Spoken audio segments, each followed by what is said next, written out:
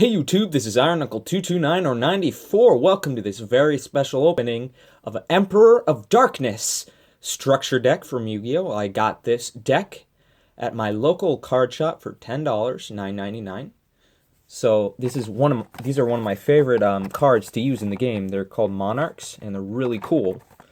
I mean, I think they're cool. You don't have to think they're cool, but I think they're cool. So we'll open this. I'm still trying to figure out a good recording studio. This is just so I can just make this video. I don't really have one sorted out yet. I'll work on that as best as I can.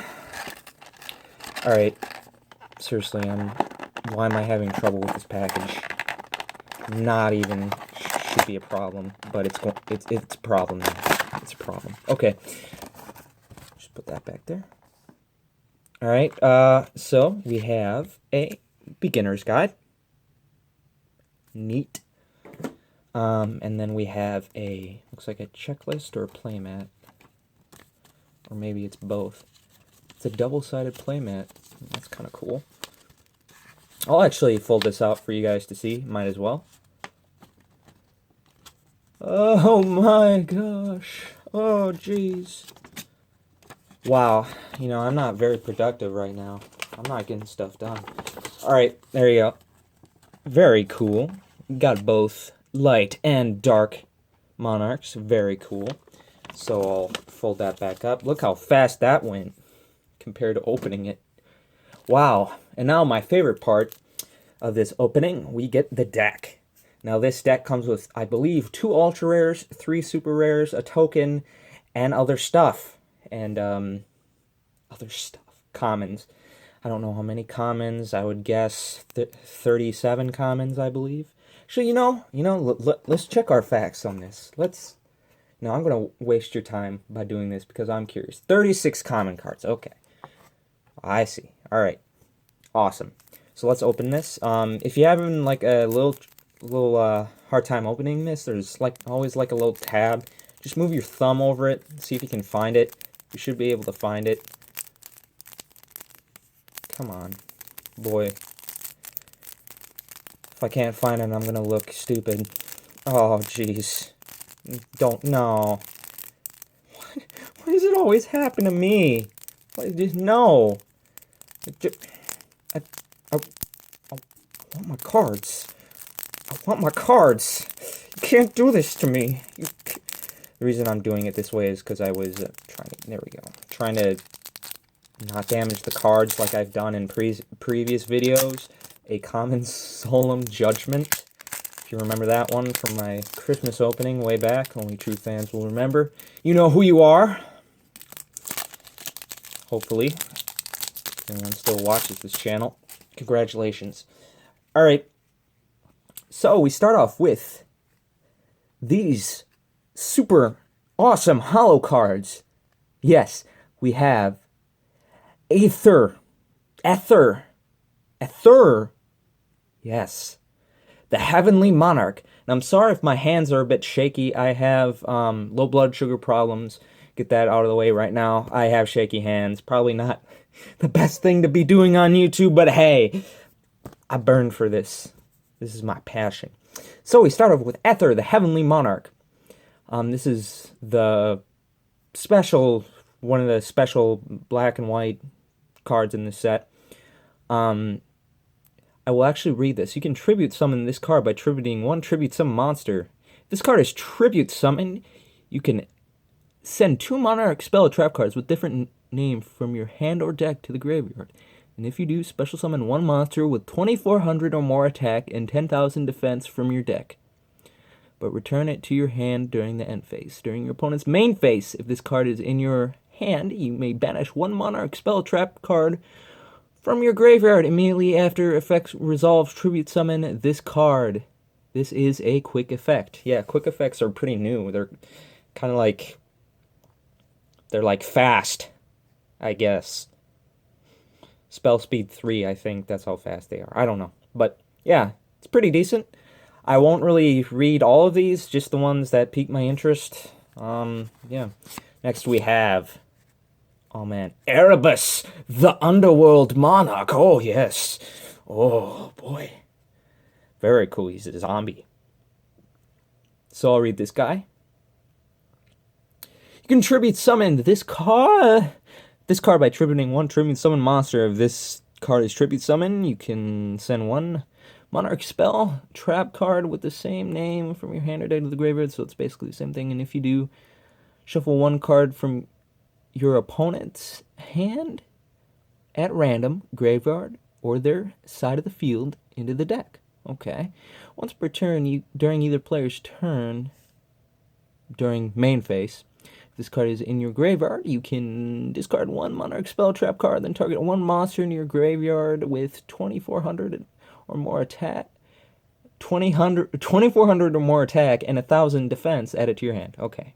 It's a bouncer. Now we have our super rares. Yugioh. Reminds me of the company that made Time Splitters. Rip in peace. Alright. Yugioh the Underworld Squire.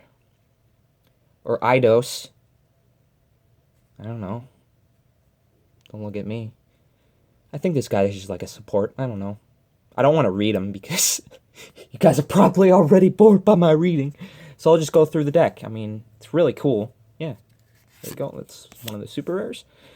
And then we have Yugioh, the Heavenly Squire. Oh boy. Yeah, alright. Cool beans. And then we have Pantheism of the Monarchs. This is an actually really good card. Send one Monarch SpellTrap card from your hand to the graveyard. Draw 2 cards. That's already good already, right? But on top of that, you can banish this card from your graveyard, reveal 3 Monarch SpellTrap cards in your deck. Your opponent chooses one of those and adds it to your hand, and you shuffle the rest back into your deck. You can only use the effect of Pantheism of the Monarchs once per turn. Very good card.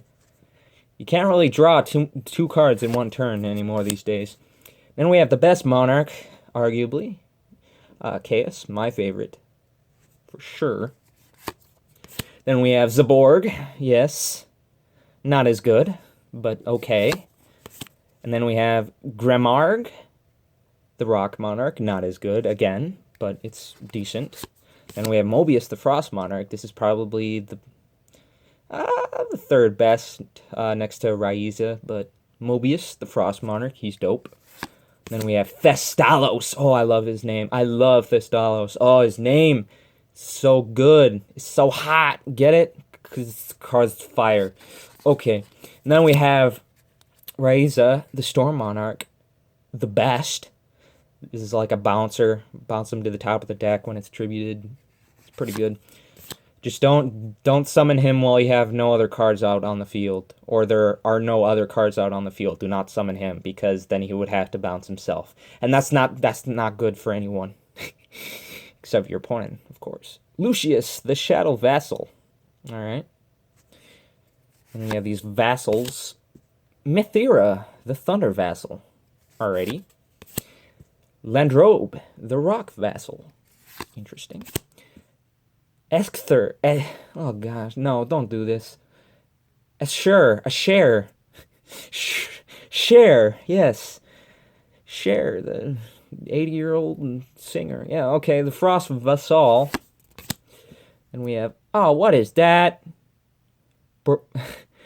Berlineth, the Firestorm Vassal. Okay. And we have Garum, the Storm Vassal. Alright. And Illusionary Snatcher. Okay. This guy kind of wishes he was a monarch, but isn't. Tragoedia. Not as good as Gorge, but good to get a tribute out there. Dandelion, also good for tributes. Get him out. He's pretty decent. Mathematician, so you can dump Dandelion.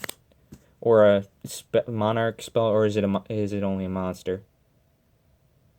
No, it's only a monster. Damn! Next. Level Eater. That's okay. You can get him out. Get him out right away. Let him eat that levels so you can tribute him later. Battle Faders. If you're in a tight jam, summon that. Pretty good.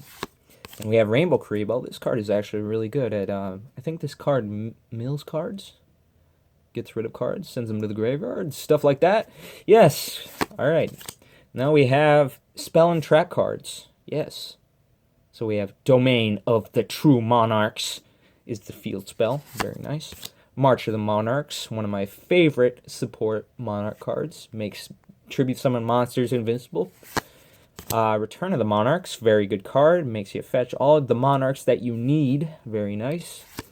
The Monarch Stormforth, kind of like a soul exchange for Monarchs. Really OP.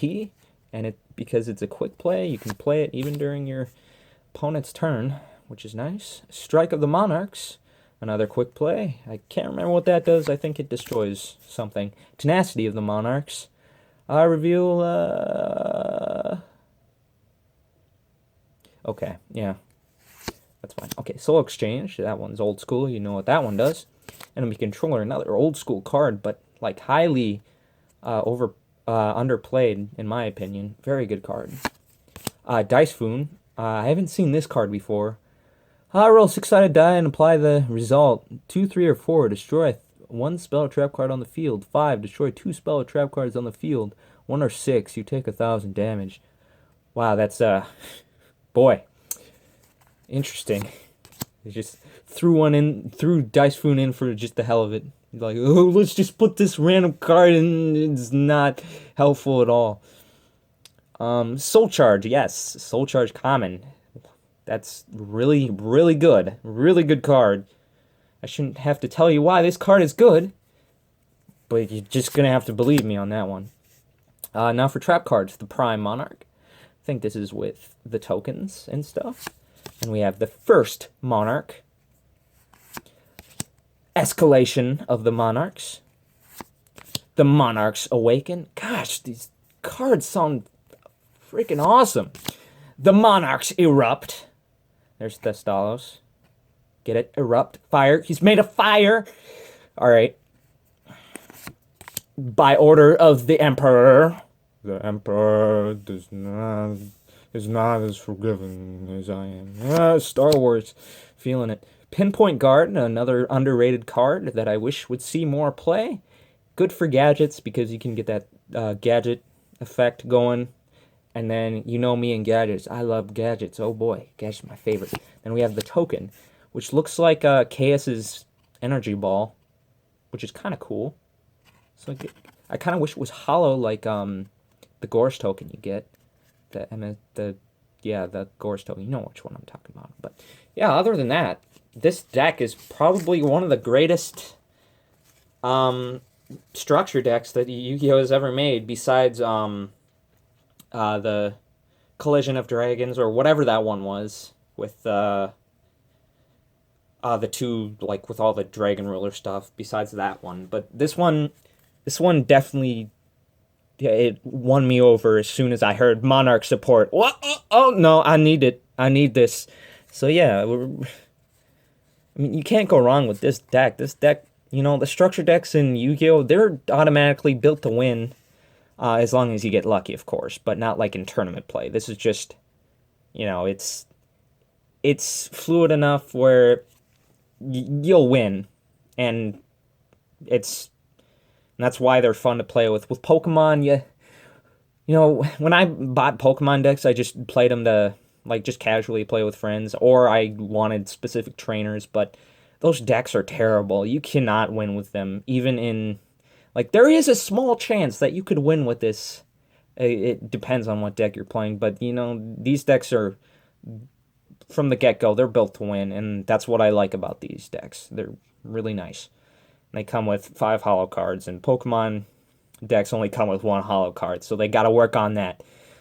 So this is why Yu-Gi-Oh earns my respect for best structure decks, in my opinion. So this has been Iron Knuckle 229 or 94. Thanks for watching me open this structure deck. And forgive me for shakiness and my bootleg setup going on right here. I will make a new setup in the future. And yeah, that's about it. If you enjoyed this episode, leave a like, subscribe if you haven't. And yeah, stay tuned for more videos. Thank you.